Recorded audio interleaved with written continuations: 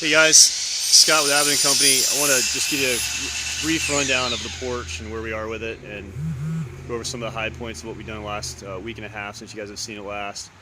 We're starting the screen installation today. It's a screen tight system. It's a vinyl based system that has a base cap and then a top cover that snaps in with a spline that's driven into the black strips you see here. What's going to happen is we're going to spread that panel out here.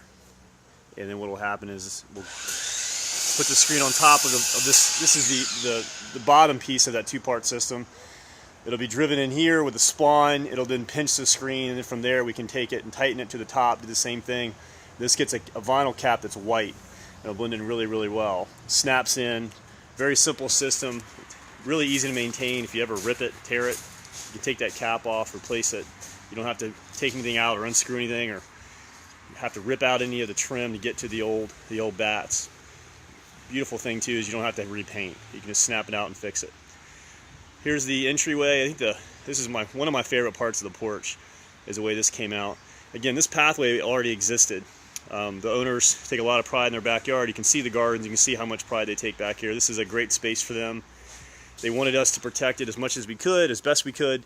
I think we definitely have done that. We incorporated the staircase and actually moved it from what the architect had originally drawn. We had the door to the far left, but given the site condition of where the path was, we moved it, centered it, got that door panel next to it. We added a sconce as you come in up the porch. That can be turned on and off from the outside.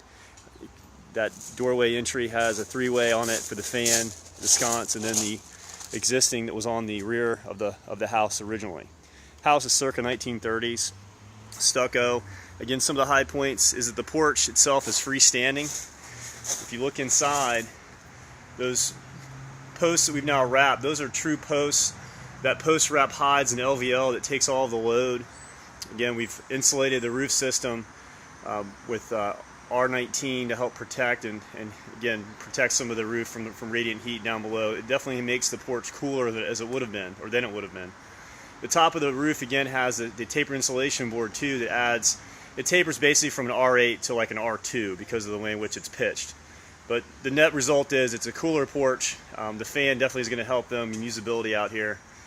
It is important to note though, these posts, because it's freestanding, we have concrete piers on the outside of the building. This house was built on a brick foundation, which basically means that you have a double wide wall that's made with old colonial brick and type S mortar that literally goes right to grade. There is no concrete footing below it. And because of that, you have to be really careful about disturbing it. So we dug just to the outside of that existing wall. We're careful not to disturb any of the existing soil and went in and added in pretty heavy 2x2 concrete piers on the outside of the house. This thing is freestanding. It doesn't need any support of the house. It is physically attached at the top. That is more so for the flashing detail for the roof, putting in the flat roof. We have to have some type of connection, which we did. It's got a scribe board all the way through on the top that serves as a ledger where the 2x8s hit.